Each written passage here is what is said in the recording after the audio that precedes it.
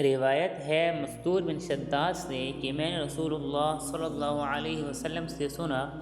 آپ فرماتے تھے کہ دنیا کی مثال آخرت کے مقابلے میں ایسی ہے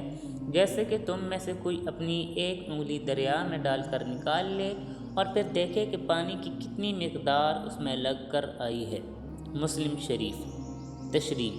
مطلب یہ ہے کہ دنیا آخرت کے مقابلے میں اتنی ہی بے حقیقت اور بے حیثیت ہے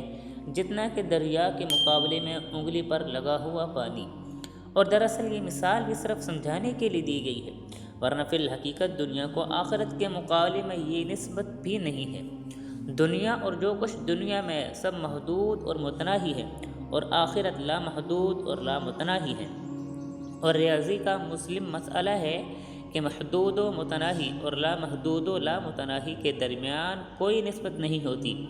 جب حقیقت یہ ہے تو وہ شخص بڑا ہی محروم اور بہت ہی گھاٹے میں رہنے والا ہے جو دنیا کو حاصل کرنے کے لیے خوب جدوجہد کرتا ہے مگر آخرت کی تیاری کی طرف سے بے فکر اور بے پرواہ ہے۔